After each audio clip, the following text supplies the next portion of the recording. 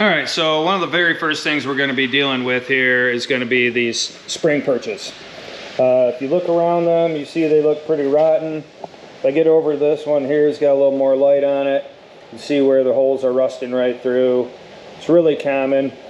Stuff can get up inside these holes here and up through these crevices underneath. And just the water, mud, salt, and so on just collects in there. When the spring bushing, or whatever the heck we want to call this, spring seat or whatnot, is sitting in there, it's down in there pretty tight. In fact, I had to really pry these off with a pry bar and a big screwdriver to even get them off here. And all these little grooves and everything were completely full of mud, gunk, and rust from what's remaining from the perch here. This side isn't any better.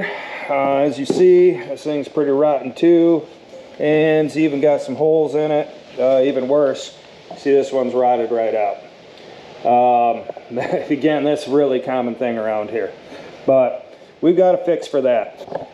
One thing that has come out is Dorman company has come out with these repairs. Now these are mainly for like a shop where you get one that comes in and you're trying to avoid a whole axle replacement.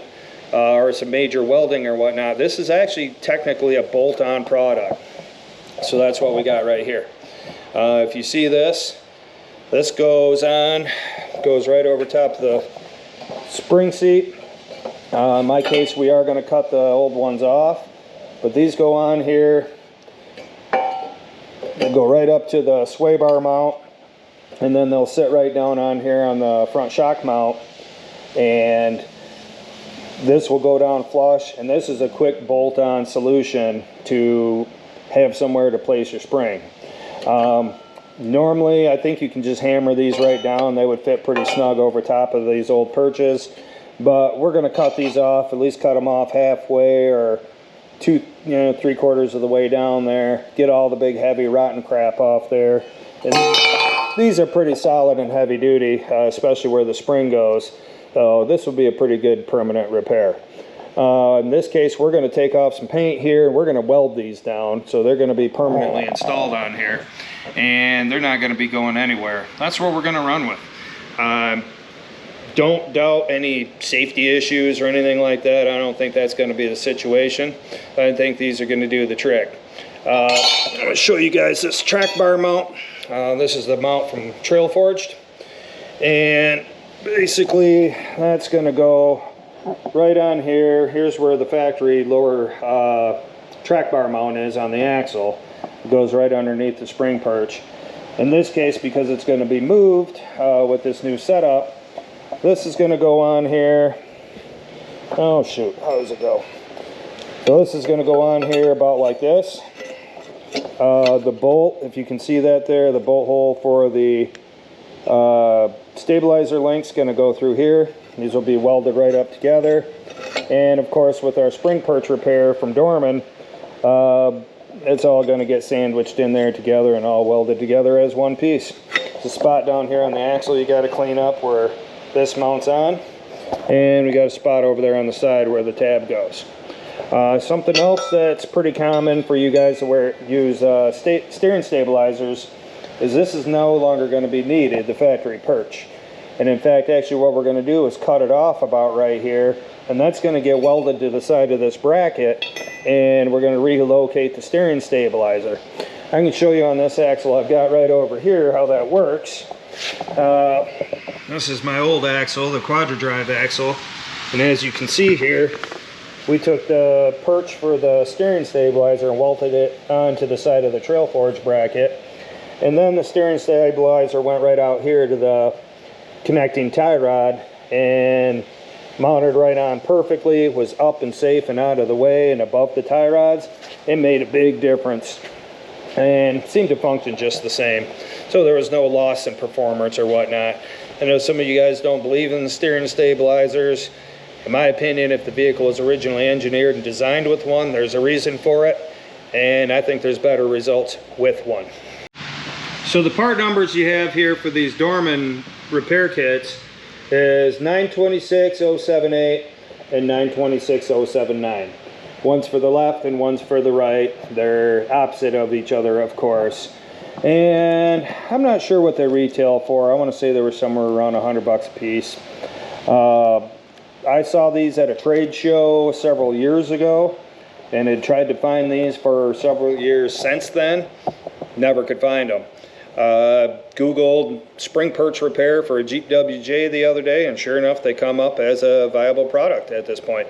So this is going to be our test. This can be something that really saves the day for a lot of you guys that don't have the ability to weld or trying to get something fixed in a hurry. It's, as I said, a bolt-on product. You know, you do have to take off the stabilizer link, you got to take off the lower shock mount, and you know, you got to get the spring and everything out of there. But it is something that you could get done in a couple hours and have your Jeep back on the road pretty safely. All right, well, got the Jeep all covered up here. Originally, this was going to be an outdoor operation today. The weather here for the last week has been amazing. We've had 70s and 80s. It's been dry. It's April in Michigan, and just being Michigan means wait 5 minutes and the weather will change. In this case, it's now cooling off. It's supposed to snow tomorrow. It was 82 degrees yesterday, and literally the forecast for tomorrow is 37 degrees and snow. So that's your environment we live in here in Michigan. So got the old Jeep covered up here best I can, and we're going to start grinding on this thing, get all the flaky rust off from it, stickers, and just some of the chunky stuff that needs to be cleaned up before we paint it and before we weld on it. After I do that, then we'll start putting some marks where we're going to do some cutting and where it's got to be down to bare metal for welding's sake. And going to try to make it look pretty and make her functional for this year. Hang on while I get this going and watch as it happens.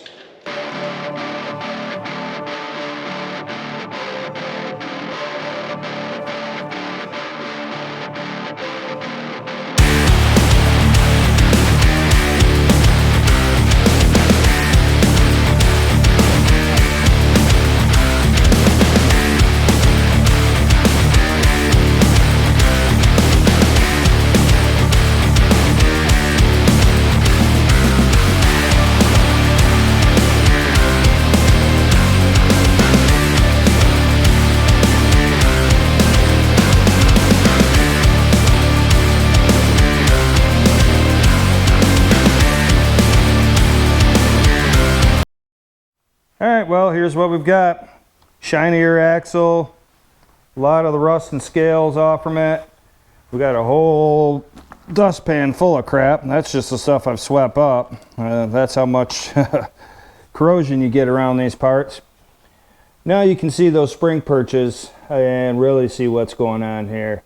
I've had a couple of these in the past where they were rotted right off down to nothing, and to the point where I've been pretty shocked that the spring even stayed on.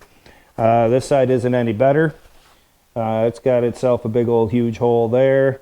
My first attempt, I'm going to try to cut it off with the Sawzall with the long blade and just try to cut right along here. I want to leave a little bit of a lip, and there's not really any reason we need to, but I just feel like it's that much more insurance to keep the spring seat in place. Don't think that the Dorman repair kit's gonna move or shift or anything.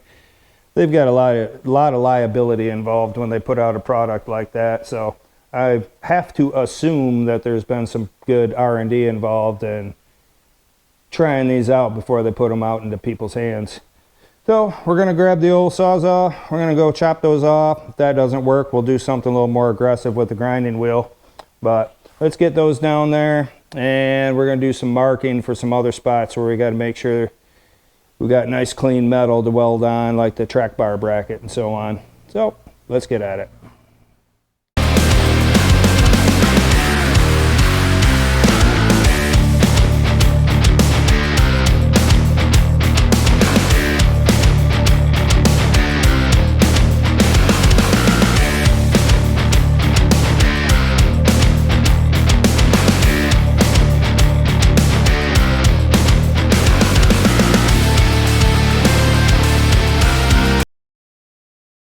All right, there's that.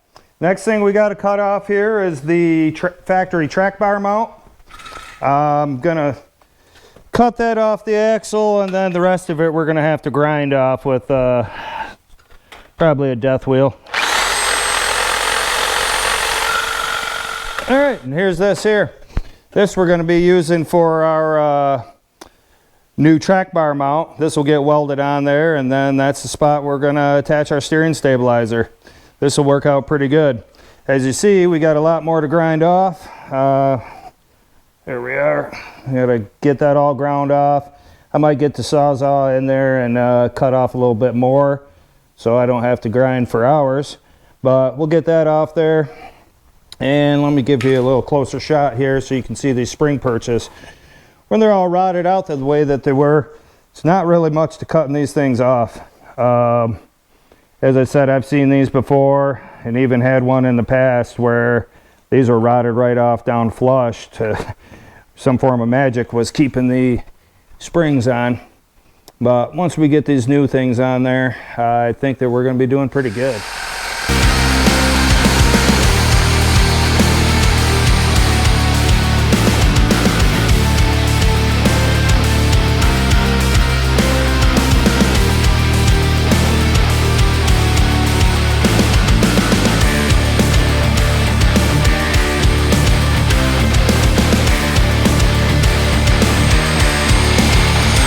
As you can see here, we got a lot of cleaning up to do.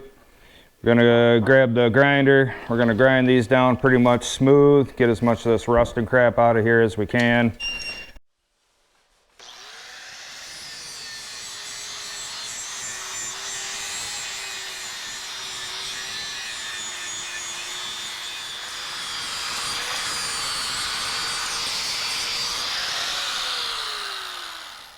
All right, well, we've got this side all fitted all together here pretty well. Get an idea how that sits down and lays on there. Again, we're welding this on. We're not going with the bolt-on method, so it's gonna get some welds all the way around all these edges. And we gotta bolt some shocks down, put some bolts in there, clamp that, because that doesn't sit quite flush. You see there's a little bit of a gap there. It's no big deal. Right here you've got the hole where there's a little nub on the spring bushing that goes here. That goes down in that hole, so we're going to leave that alone. And pretty much here, that gives you the gist of the deal. And I would call that a repair. I mean, you can buy the builder kits and build your own little mount and put them on there, but for the money and the effort, I think this is a pretty damn good way to go. So we're going to move over here to this side. We're going to get this one all cleaned up, ground down flush. We'll fit the spring mount on there, and we'll get that all ready to get welded.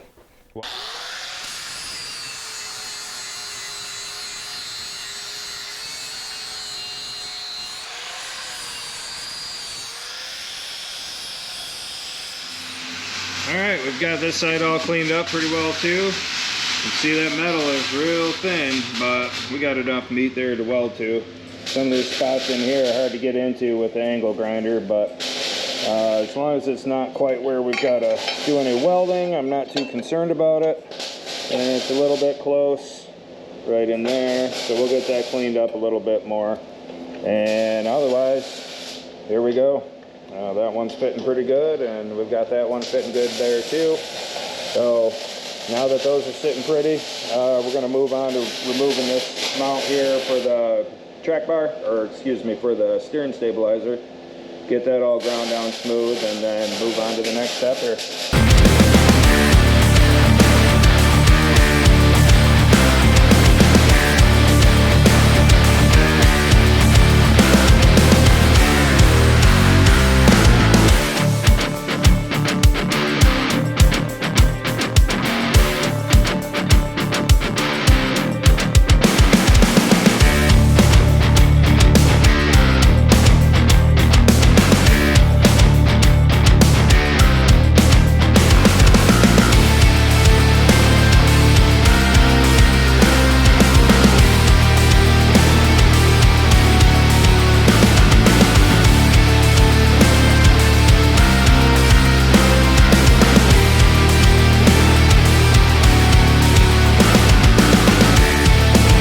Alright, well, we got this all welded in here. I'm going to show you guys this, see what we got going on.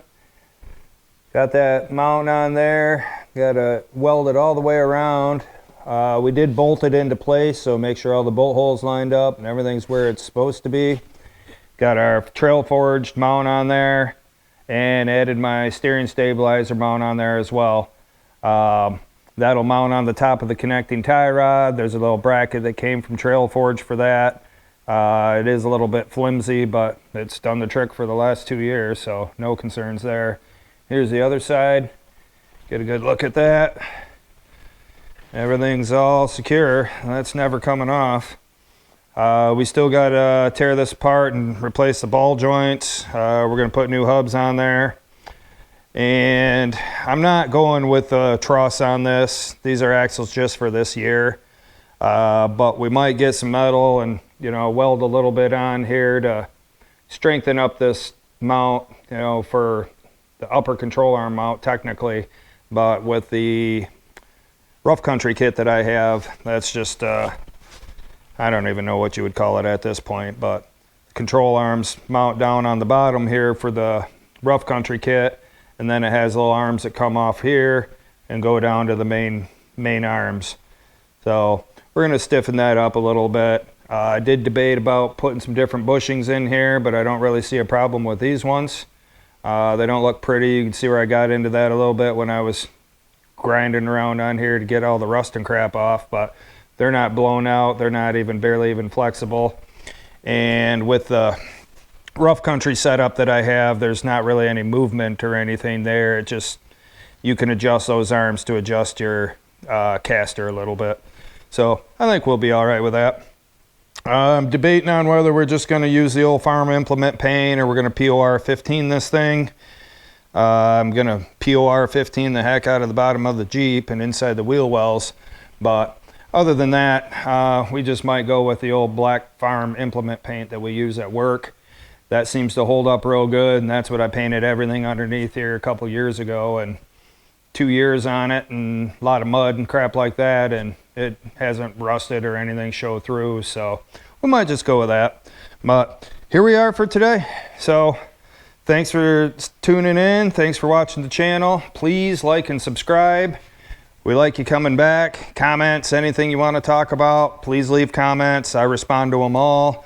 I haven't gotten a ton of them, but like to discuss whatever. I'm open for tips and ideas. Keep in mind what I've got going on with this Dana 30 and this 44 are completely temporary.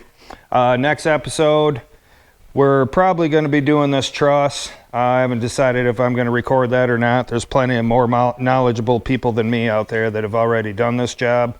So I don't know really what I'm going to cover that you haven't already seen or isn't available. Highly recommend these Dorman parts. These are not a bad way to go.